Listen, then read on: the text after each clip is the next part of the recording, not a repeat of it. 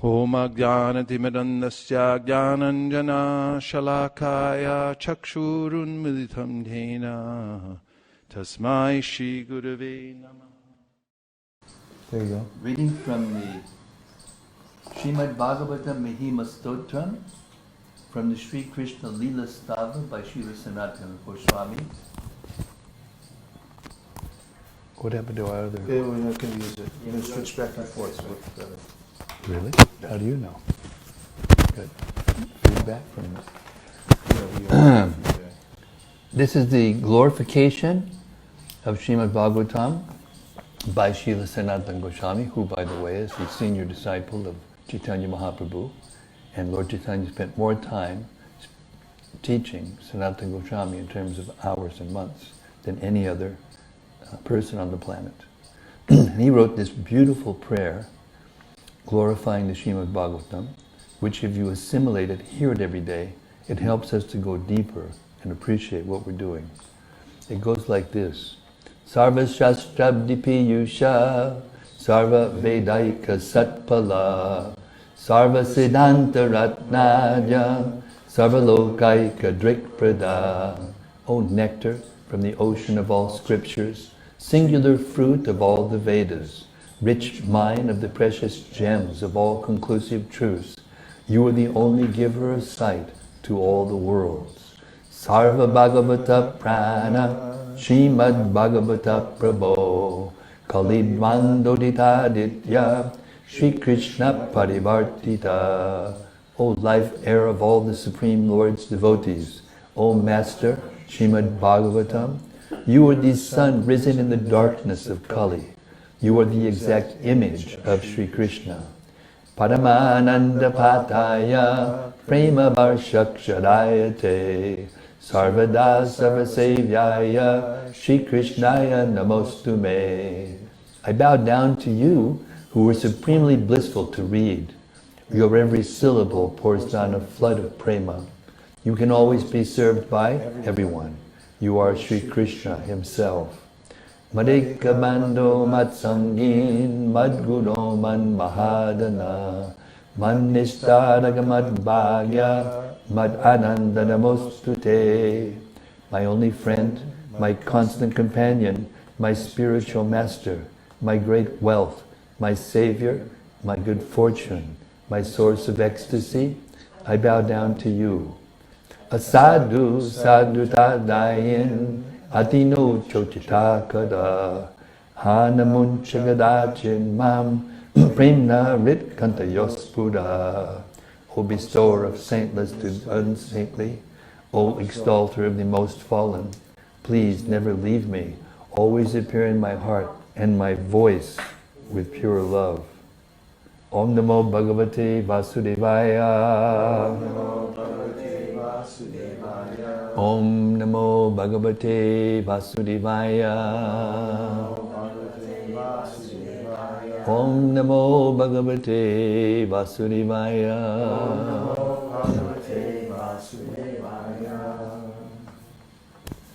We're reading from Krishna book, chapter 2. Prayers by the demigods for Lord Krishna within the womb. We're taking up at Our dear the section where it says, at present the demigods prayed.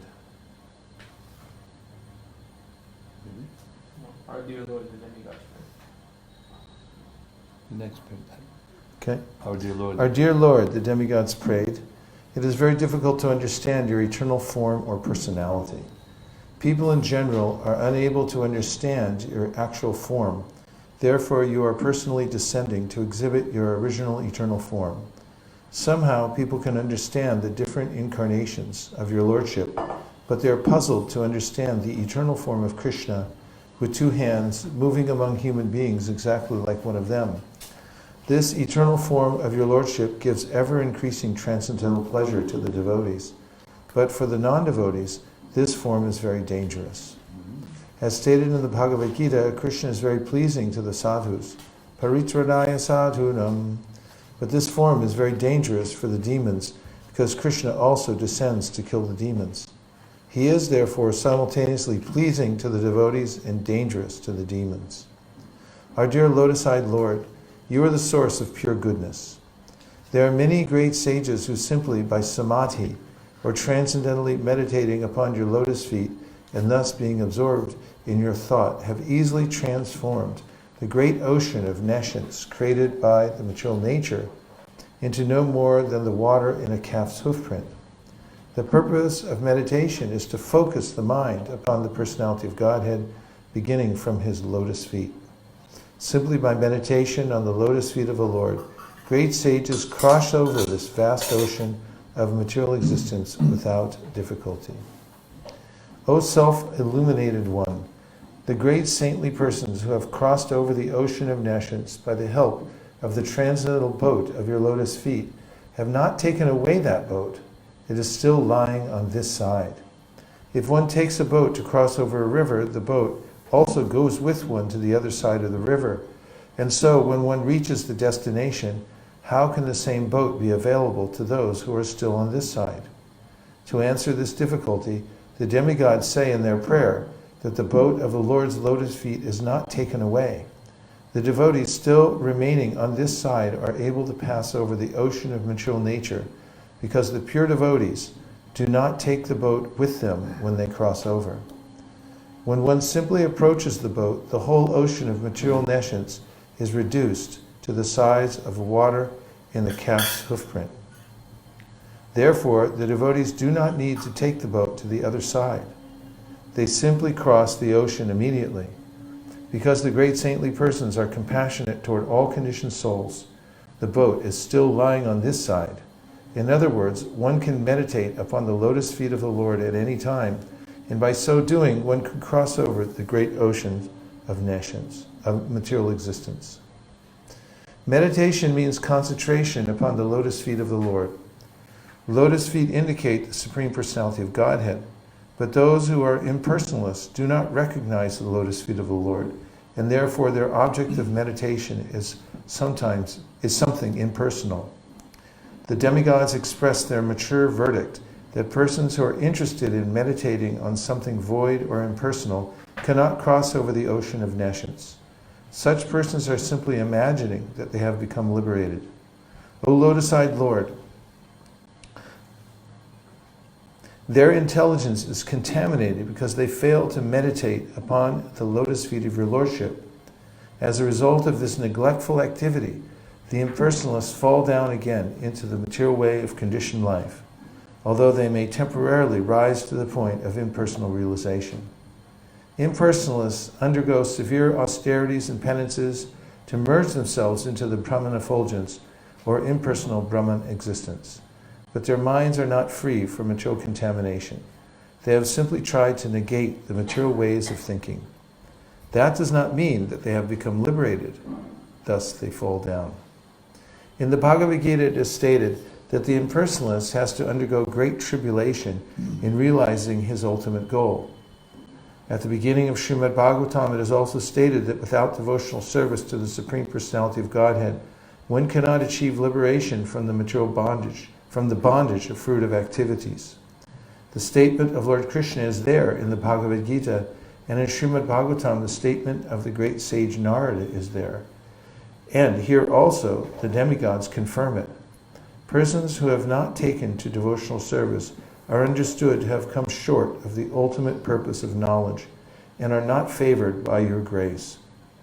The impersonalists simply think that they are liberated, but actually they have no feeling for the personality of Godhead because they think that when Krishna comes into the material world, he accepts a material body.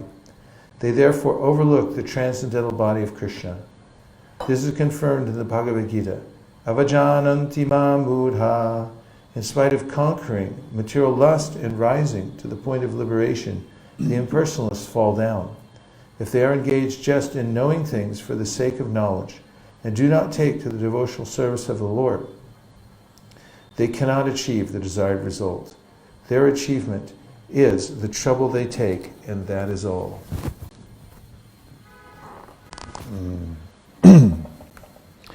It is clearly stated in the Bhagavad Gita that to realize Brahman identification is not all. Brahman identification may help one become joyful without material attachment or detachment, and to achieve the platform of equanimity. But after this stage, one has to take to devotional service. When one takes to devotional service after being elevated to the platform of Brahman realization, then he is then admitted into the spiritual kingdom for permanent residence in association with the Supreme Personality of Godhead. That is the result of devotional service. Those who are devotees of the Supreme Personality of Godhead never fall down like the impersonalists. Even if the devotees fall down, they remain affectionately attached to their Lord. They can meet all kinds of obstacles on the path of devotional service, and freely, without any fear, they can surmount such obstacles. Because of their surrender, they are certain that Krishna will always protect them. As it is promised by Krishna in the Bhagavad Gita, "My devotees are never vanquished." Our dear Lord, the demigods continued, "You have appeared in your original, eternal form of unalloyed goodness for the welfare of all living entities within this material world. Taking advantage of your appearance, all of them can now very easily understand the nature and form of the Supreme Personality of Godhead. Persons who belong to the four divisions of the social order, the brahmacharis, grihastas, vanaprasthas, and sannyasis, can all take advantage of your appearance. Dear Lord, husband of the goddess of fortune, devotees who are dovetailed in your service do not fall down from their high position like the impersonalists. Being protected by you, the devotees are able to traverse over the heads of many of Maya's commanders-in-chief, who can always put stumbling blocks on the path of liberation. Dear Lord, you appear in your eternal transcendental form for the benefit of the living entities so that they can see you face to face and offer their worshipful sacrifices by ritualistic performance of the Vedas, mystic meditation, and devotional service as recommended in the scriptures. Dear Lord, if you did not appear in your eternal transcendental form, full of bliss and knowledge, a form which can eradicate all kinds of speculative ignorance about your position, then all people would simply speculate about you according to their respective modes of material nature. The appearance of Krishna is the answer to all the appearance of Krishna is the answer to all imaginative iconography of the Supreme Personality of Godhead. Everyone imagines the form of the Supreme Personality of Godhead according to his mode of material nature. In the Brahma Samhita, it is said that the Lord is the oldest person. Therefore, a section of religionists imagine that God must be very old, and therefore they depict the form of the Lord as a very old man. But in the same Brahma Samhita, that is contradicted. Although he is the oldest of all living entities, he has his eternal form as a fresh youth. The exact words used in this connection in Srimad Bhagavatam are Vijnana, Ajnana, Bida, Pamarjanam. Vijnana means transcendental knowledge of the Supreme Absolute, the Supreme Personality of Godhead. Vijnanam is also experienced knowledge. Transcendental knowledge has to be accepted by the descending process of disciplic succession. As Brahma presents the knowledge of Krishna in the Brahma Samhita. The Brahma Samhita is Vijnanam as realized by Brahma's transcendental experience. And in that way, he presented the form and the pastimes of Krishna in the transcendental abode. This knowledge is Ajnana, Bita, Pamarjana, that which can smash all kinds of speculation in ignorance. People are imagining the form of the Lord. Sometimes he has no form, and sometimes he has form, according to their different imaginations. But the presentation of Krishna in the Brahma Samhita is vijnana, vijnanam, scientific, experienced knowledge, given by Lord Brahma and accepted by Lord Chaitanya. There is no doubt about it. Krishna's form, Krishna's flute, Krishna's color, everything is reality. Here it is said that this vijnanam is always defeating all kinds of speculative knowledge. Therefore, without your appearing as Krishna, as you are, neither ajnana vitapa marjanam, destruction of the nations of speculative knowledge, nor vijnanam would be realized. In other words, your appearance will vanquish the ignorance of speculative knowledge and establish the real, experienced knowledge of authorities, like Lord Brahma. Men influenced by the three modes of material nature imagine their own God according to the modes of material nature. In this way, God is presented in various ways, but your appearance will establish what the real form of God is.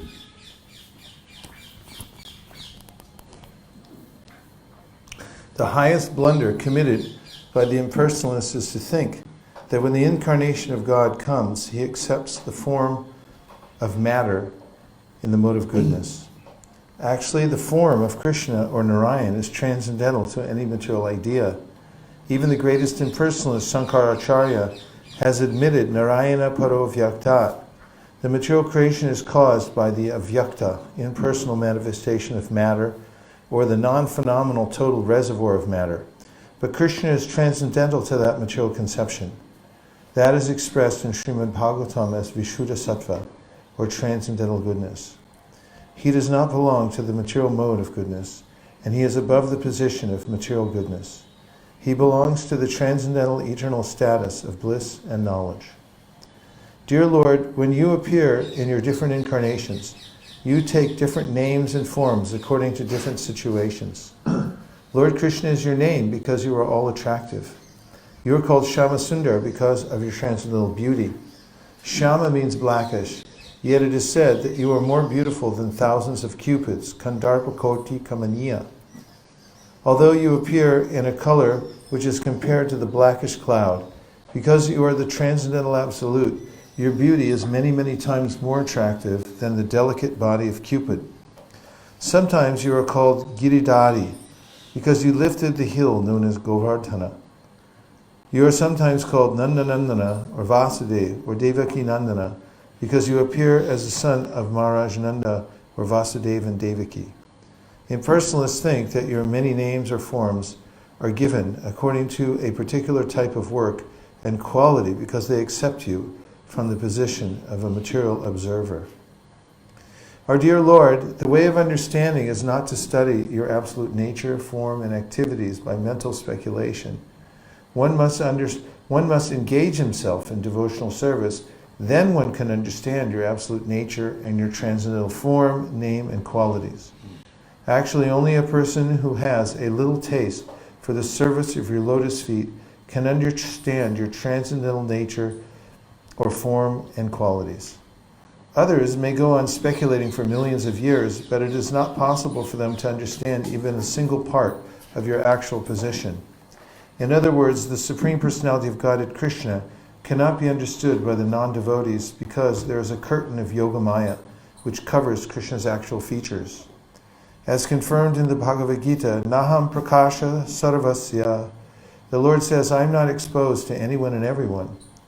When Krishna came, he was actually present on the battlefield of Kurukshetra, and everyone saw him. But not everyone could understand that he was the Supreme Personality of Godhead. Still, everyone who died in his presence attained complete liberation from material bondage and was transferred to the spiritual world. O Lord, the impersonalists or non-devotees cannot understand that your name is identical with your form. Since the Lord is absolute, there is no difference between his name and his actual form. In the material world, there is a difference between form and name. The mango fruit is different from the name of the mango. One cannot taste the mango fruit simply by chanting mango, mango, mango. But the devotee who knows that there is no difference between the name and the form of the Lord chants Hare Krishna, Krishna Krishna, Hare Hare, Hare Rama, Rama Rama, Hare Hare, and realizes that he is always in Krishna's company. For persons who are not very advanced in absolute knowledge of the Supreme, Lord Krishna exhibits his transcendental pastimes. Such persons can simply think of the pastimes of the Lord and get full benefit. Since there is no difference between the transcendental name and form of the Lord, there is no difference between the transcendental pastimes and the form of the Lord.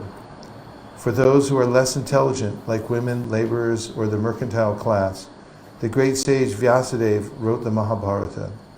In the Mahabharata, Krishna is present in his different activities. The Mahabharata is history, and simply by studying, hearing, and memorizing the transcendental activities of Krishna recounted therein, the less intelligent can also gradually rise to the standard of pure devotees. The pure devotees who are always absorbed in the thought of the transcendental lotus feet of Krishna and who are always engaged in devotional service in full Krishna consciousness are never to be considered in the material world. Srila Rupa Goswami has explained that those who are always engaged in Krishna consciousness with body, mind, and activities are to be considered liberated even within this body. This is confirmed in the Bhagavad Gita. Those who are engaged in the devotional service of the Lord have already transcended the material position. Krishna appears in order to give a chance to both the devotees and the non-devotees for realization of the ultimate goal of life. The devotees get the direct chance to see him and worship him. Those who are not on that platform get the chance to become acquainted with his activities and thus become elevated to the same position. Our dear Lord, O Supreme Controller, when you appear on earth, all the demons like Kamsa and Jarasandha will be vanquished, and all good fortune will be ushered into the world. When you walk on the globe, your lotus feet will impress on the ground the marks of your souls, such as the flag, the trident, and the thunderbolt. Thus you will grace both the earth and us on the heavenly planets, who shall see those marks. O dear Lord, the demigods continued, you are unborn, therefore we do not find any reason for your appearance other than for your pleasurable pastimes. Although the reason for your appearance of the Lord is stated in the Bhagavad Gita, he descends just to give protection to the devotees and vanquish the non-devotees. Actually, he descends for his pleasure meeting with the devotees, not really to vanquish the non-devotees. The non-devotees can be vanquished simply by one kick of material nature. The actions and reactions of material nature, creation, maintenance, and annihilation, are being carried out automatically. But simply by taking shelter of your holy name, the devotees are fully protected, because your holy name and your personality are non-different. The protection of the devotees and the annihilation of the non-devotees are actually not the business of the Supreme Personality of Godhead. When he descends, it is just for his transcendental pleasure. There cannot be any other reason for his appearance. Our dear Lord, you are appearing as the best of the Yadu dynasty, and we are offering our respectful, humble obeisances unto your lotus feet.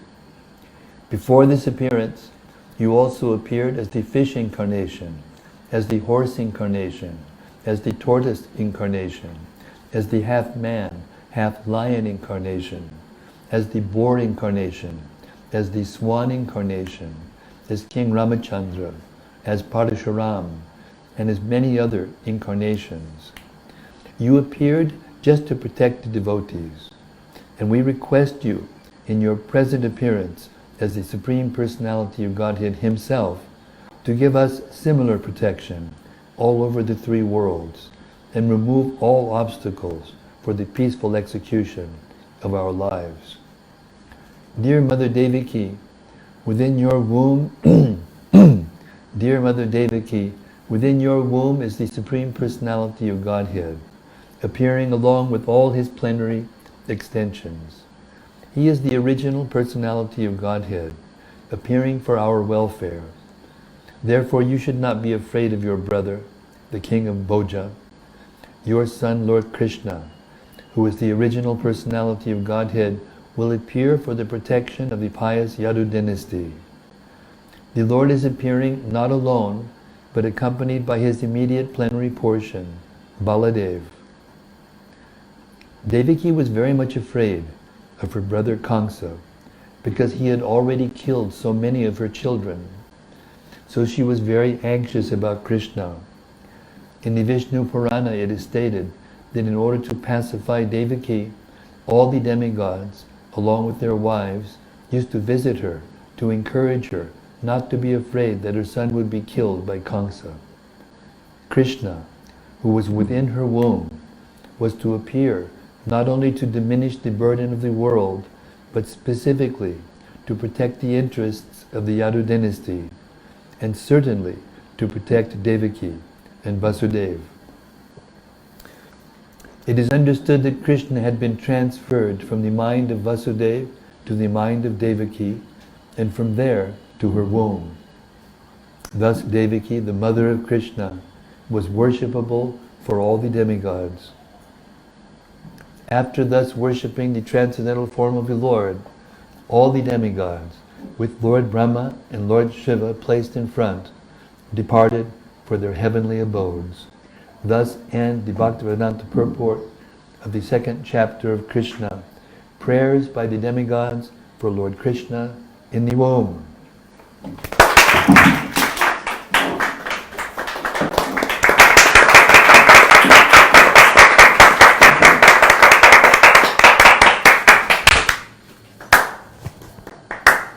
Hari Hari.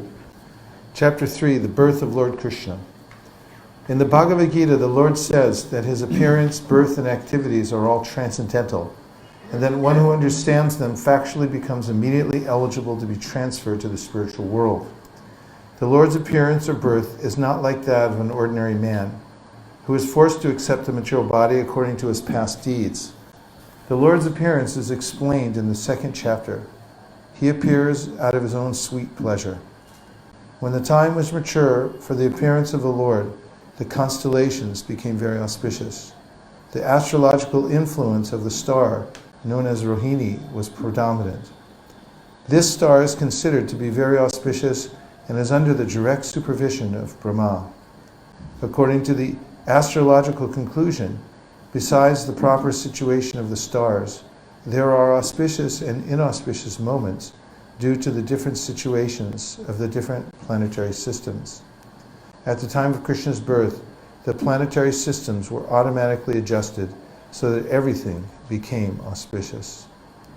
At that time, in all directions, east, west, south, north, everywhere, there was an atmosphere of peace and prosperity. There were auspicious stars visible in the sky and on the surface, in all towns and villages and pasturing grounds, and within the minds of everyone there were signs of good fortune. The rivers were flowing full of waters, and lakes were beautifully decorated with lotus flowers. The forests were full with beautiful birds and peacocks. All the birds within the forest began to sing with sweet voices, and the peacocks began to dance along with their consorts. The wind blew very pleasantly, carrying the aroma of different flowers, and greatly pleasing the sense of touch. At home, the brahmanas, who were accustomed to offering sacrifices in the fire, found their homes very pleasant for offerings. Due to disturbances created by the demoniac kings, the sacrificial fire had been almost stopped in the houses of brahmanas, but now they could find the opportunity to start the fire peacefully. Being forbidden to offer sacrifices, the brahmanas had been very much distressed in mind, intelligence, and activities. But just on the point of Krishna's appearance, automatically their minds became full of joy, because they could hear transcendental vibrations in the sky, proclaiming the appearance of the Supreme Personality of Godhead. The denizens of the Gandharva and Kinnara planets began to sing, and the denizens of Siddhaloka and the planets of the Charanas began to offer prayers in the service of the Personality of Godhead. In the heavenly planets, the angels and their wives, along with the Vidyadharas and their wives, began to dance. The great sages and the demigods, being pleased, began to shower flowers. At the seashore there was the sound of mild waves, and above the sea there were clouds in the sky, which began to thunder very pleasingly.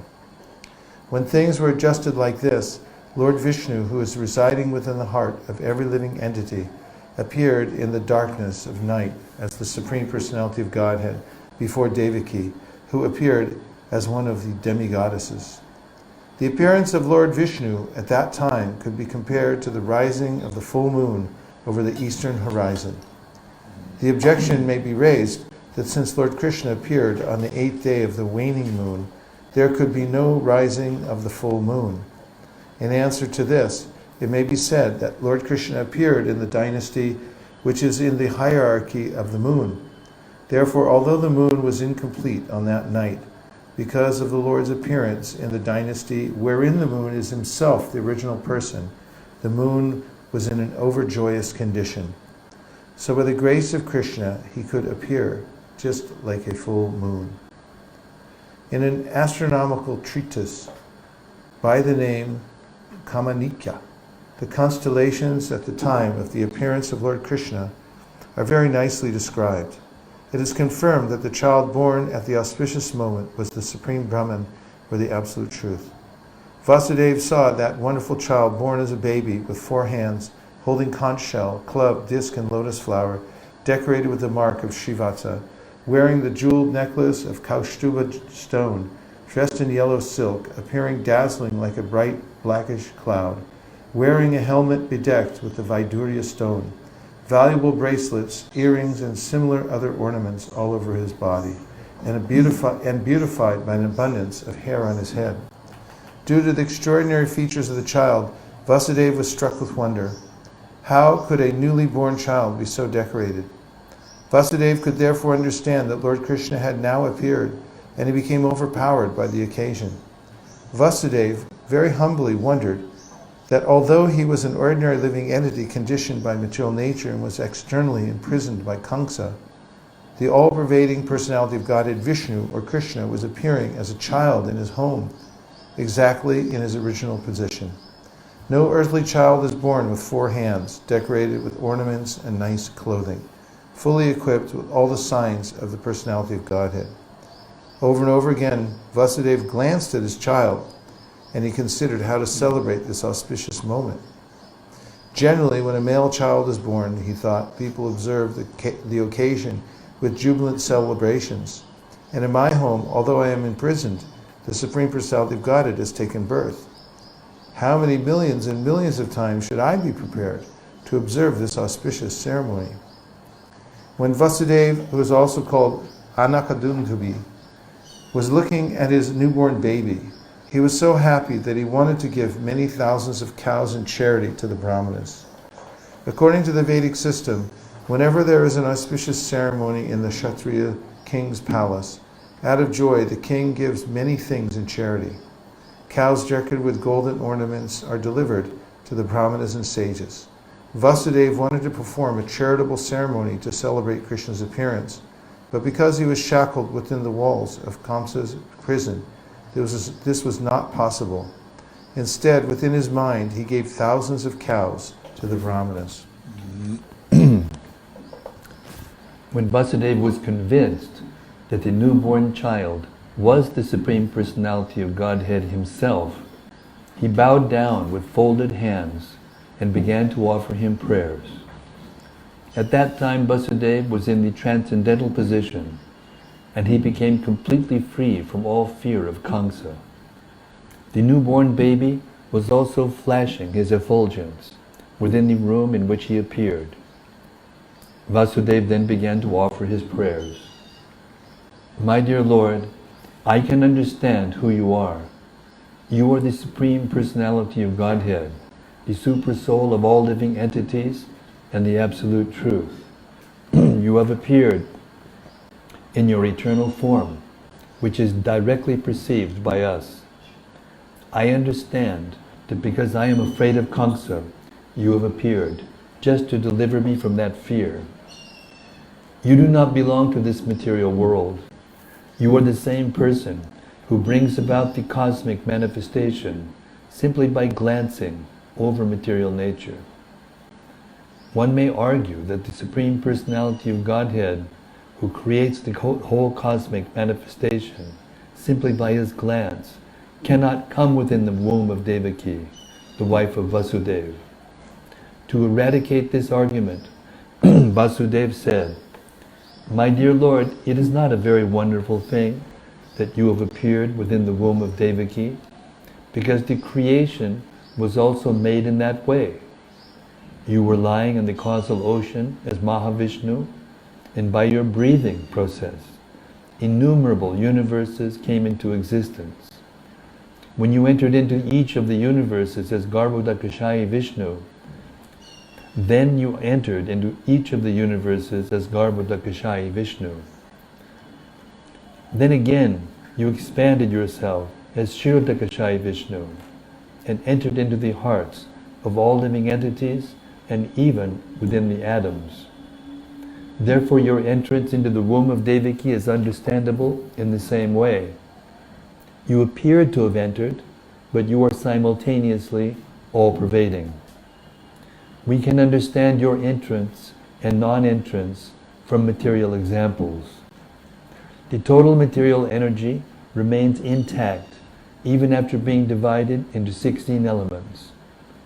The material body is nothing but the combination of the 5 gross elements, namely earth, water, fire, air, and ether. Whenever there is a material body, it appears that such elements are newly created. But actually, the elements are always existing outside of the body. Similarly, although you have appeared as a child in the womb of Devaki, you are also existing outside. You are always in your abode, but still you can simultaneously expand yourself into millions of forms. One has to understand your appearance with great intelligence, because the material energy is also emanating from you. You are the original source of the material energy, just as the sun is the source of the sunshine. The sunshine cannot cover the sun globe, nor can the material energy, being an emanation from you, cover you. You appear to be in the 3 modes of material nature, but actually the 3 modes of material nature cannot cover you. This is understood by the highly intellectual philosophers. In other words, although you appear to be within the material energy, you are never covered by it.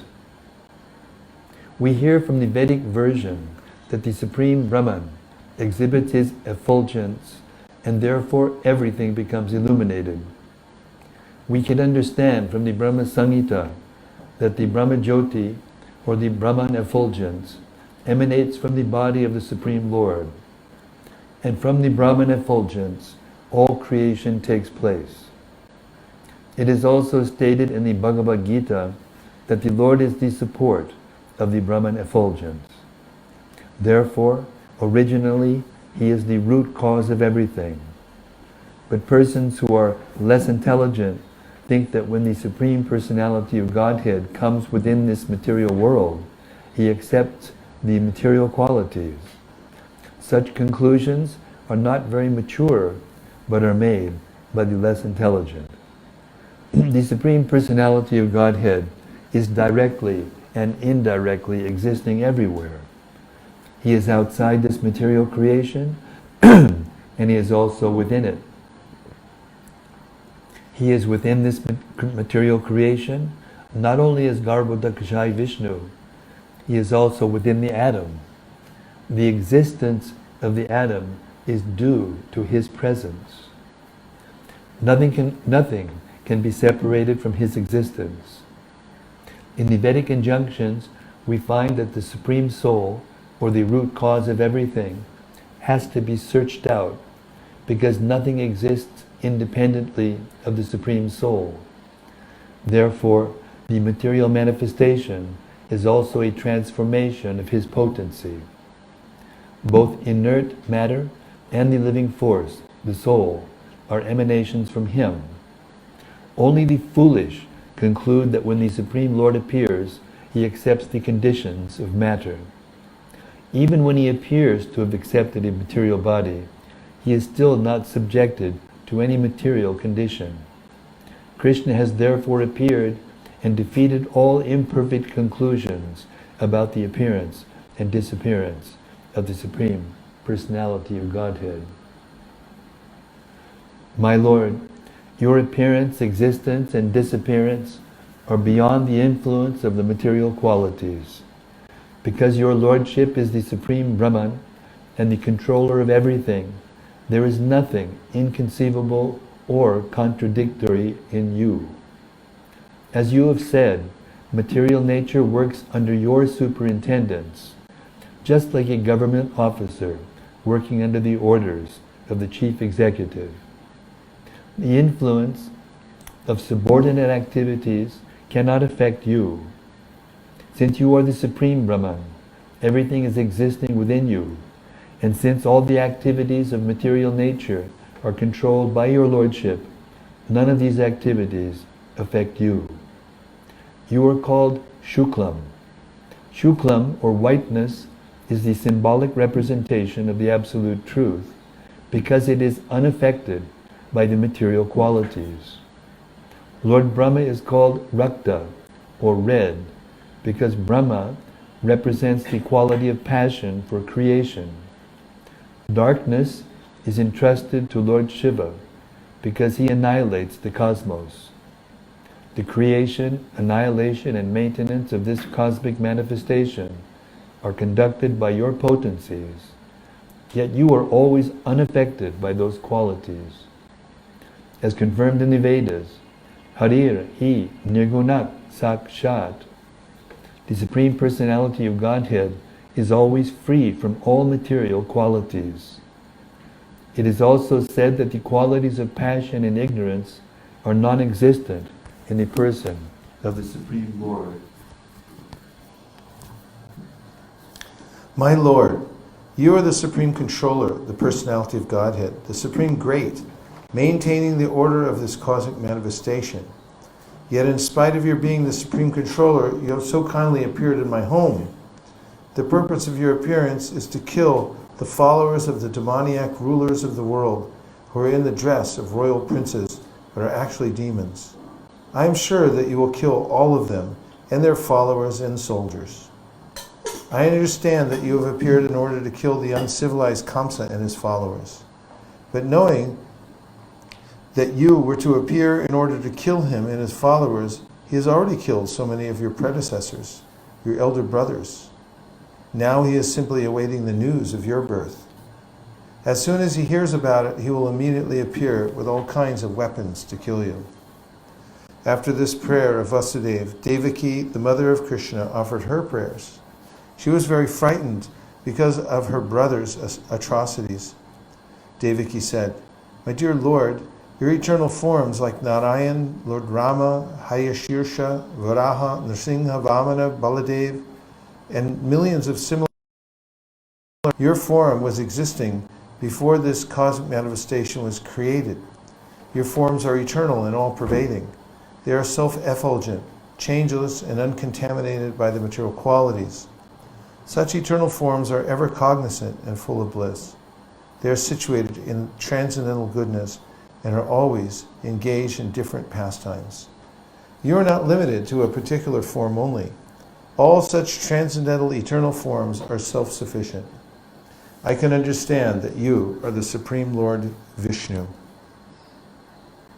After many millions of years, when Lord Brahma comes to the end of his life, the annihilation of the cosmic manifestation takes place. At that time, the 5 elements, namely earth, water, fire, air, and ether, enter into the Mahatattva. The Mat-tattva then enters by the force of time into the non-manifested total material energy. The total material energy enters into the energetic pradhana, and the pradhana enters into you. Thus, after the annihilation of the whole cosmic manifestation, you alone remain with your transcendental name, form, qualities, and paraphernalia. My Lord, I offer my respectful obeisances unto you, because you are the director of the unmanifested total energy and the ultimate reservoir of the material nature. My Lord, the whole cosmic manifestation is under the influence of time, beginning from the moment up to the duration of the year. All act under your direction. You are the original director of everything and the reservoir of all potent energies. All the conditioned souls are continually fleeing from one body to another and one planet to another, yet they do not get free from the onslaught of birth and death. But when one of these fearful living entities comes under the shelter of your lotus feet, he can lie down without anxiety of being attacked by formidable death. This statement by Devaki is confirmed in the Bhagavad Gita by the Lord himself. There the Lord says that even after traveling all over the universe, from Brahmaloka to Patala Loka, one cannot escape the attack of birth, death, disease, and old age. But one who enters the kingdom of God, the Lord says, is never again obliged to come to the material world. Therefore, my Lord, I request you to save me from the cruel hands of Kamsa, the son of Ugrasena. I am praying to your Lordship to please rescue me from this fearful condition, because you are always ready to give protection to your servitors. The Lord has confirmed this statement in the Bhagavad Gita by assuring Arjuna, you may declare to the world, my devotee shall never be vanquished. While thus praying to the Lord for rescue, Mother Devaki nonetheless expressed her motherly affection. I understand that this transcendental form is generally perceived in meditation by the great sages, but I am still afraid, because as soon as Kamsa understands that you have appeared, he might harm you. So I request that for the time being you become invisible to our material eyes. In other words, she requested the Lord to assume the form of an ordinary child. My only cause of fear from my brother Kamsa is due to your appearance. My Lord Madhusudana, Kamsa may not know that you are already born. Therefore I request you to conceal this forearm form of your Lordship, which holds the four symbols of Vishnu, namely the conch shell, the disc, the club, and the lotus flower. My dear Lord, at the end of the annihilation of the cosmic manifestation, you put the whole universe within your abdomen. Still, by your unalloyed mercy, you have appeared in my womb. I am surprised that you imitate the activities of ordinary human beings just to please your devotee. On hearing the prayers of Devaki, the Lord replied, my dear mother, in the millennium of Swayambhuva Manu, my father Vasudeva was living as one of the Prajapatis. His name at that time was Sutapa, and you were his wife, Prishni. At that time, when Lord Brahma was desiring to increase the population, he requested you to generate offspring. You controlled your senses and performed severe austerities. By practicing the breathing exercises of the yoga system, both you and your husband could tolerate all the influences of the material nature, of the material laws, rather. The rainy season, the onslaught of the wind, and the scorching heat of the sunshine. You also executed all religious principles. In this way you were able to cleanse your heart and control the influences of the material laws.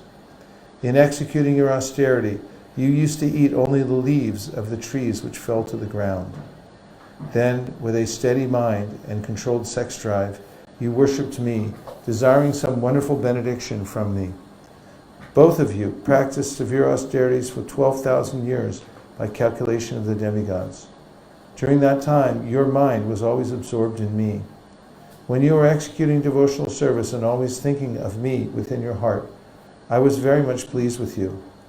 O sinless mother, your heart is therefore always pure. At that time also, I appeared before you in this form just to fulfill your desire, and I asked you to ask whatever you desired.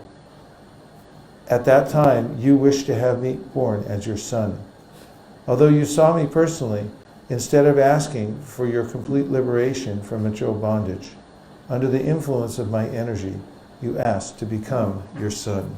You asked me to become your son.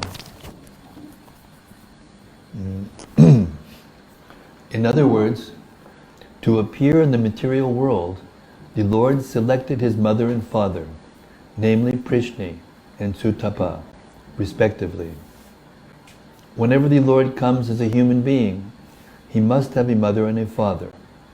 So he selected Prishni and Sutapa perpetually as his mother and father. And on account of this, neither Prishni nor Sutapa could ask the Lord for liberation. Liberation is not so important as the transcendental loving service of the Lord. The Lord could have awarded Prishni and Sutapa immediate liberation, but he preferred to keep them within the material world for his different appearances, as will be explained in the following verses. On receiving the benediction from the Lord to become his father and mother, Prishni and Sutapa retired from the activities of austerity and lived as husband and wife in order to beget a child who was the Supreme Lord himself. In due course of time, Prishni became pregnant and gave birth to the child. The Lord spoke to Devaki and Vasudeva. At that time my name was Prishni Garbha. In the next millennium you took birth as Aditi and Keshava, and I became your child of the name Upendra. At that time my form was just like a dwarf, and for this reason I was known as Vamanadev. I gave you the benediction that I would take birth as your son 3 times. The first time I was known as Prishni Garbha, born of Prishni and Sutapa. In the next birth I was Upendra, born of Aditi and Keshava. And now for the 3rd time I am born as Krishna from you, Devaki and Vasudeva. I have appeared in this Vishnu form just to convince you that I am the same Supreme Personality of Godhead, again taken birth. I could have appeared just like an ordinary child, but in that way you would not have believed that the Supreme Personality of Godhead had taken birth from your womb. My dear father and mother, you have therefore raised me many times as your child, with great affection and love, and I am therefore very much pleased and obliged to you. And I assure you that this time you shall go back home, back to Godhead, on account of your perfection and your mission. I know you are very concerned about me and afraid of Kamsa. Therefore I order you to take me immediately to Gokula and exchange me for the daughter who has just been born to Yashoda. Having spoken thus to his father and mother, the Lord turned himself into an ordinary child in their presence and remained silent. Being ordered by the Supreme Personality of Godhead, Vasudeva prepared to take his son from the delivery room, and exactly at that time a daughter was born to Nanda and Yashoda. She was Yogamaya, the internal potency of the Lord. By the influence of this internal potency, Yogamaya, all the residents of Kamsa's palace, especially the doorkeepers, were overwhelmed with deep sleep, and all the palace doors opened, although they were barred and shackled with iron chains. The night was very dark, but as soon as Vasudeva took Krishna on his lap and went out, he could see everything, just as in the day sunlight. In the Chaitanya Charitamrita, it is said that Krishna is just like sunlight, and that wherever there is Krishna, the illusory energy, which is compared to darkness, cannot remain. When Vasudeva was carrying Krishna, the darkness of the night disappeared. All the prison doors automatically opened. At the same time, there was roaring thunder in the sky and severe rainfall. While Vasudeva was carrying his son Krishna in the falling rain, Lord Shesha, in the shape of a serpent, spread his hood over the head of Vasudeva. so that he would not be hampered by the rainfall. Vasudeva came onto the bank of the Yamuna and saw that the water of the Yamuna was roaring with waves, and that the whole span was full of foam. Still, in that furious feature, the river gave passage to Vasudeva to cross, just as the great Indian Ocean gave a path to Lord Rama when he was bridging over the gulf. In this way, Vasudeva crossed the river Yamuna. On the other side, he went to the place of Nanda Maharaj, situated in Gokula, where he saw that all the cowherd men were fast asleep. He took the opportunity to silently enter the house of Yashoda, and without difficulty, he exchanged his son for the baby girl newly born there. Then, after entering the house very silently and exchanging the boy for the girl, he returned to the prison of Kamsa and silently put the girl on the lap of Devaki. He again clamped the shackles on himself so that Kamsa could not recognize that so many things had happened. Mother Yashoda understood that a child had been born to her, but because she was very tired from the labor of childbirth, she fell fast asleep. When she awoke, she could not remember whether she had given birth to a male or a female child. Thus, in the Bhaktivedanta purport of the 3rd chapter of Krishna, the birth of Lord Krishna. Natari Armarman, Natari Armarman, Natari Armarman, Natari Armarman, hey, Natari Armarman, Natari Armarman, Natari Armarman, Natari Armarman.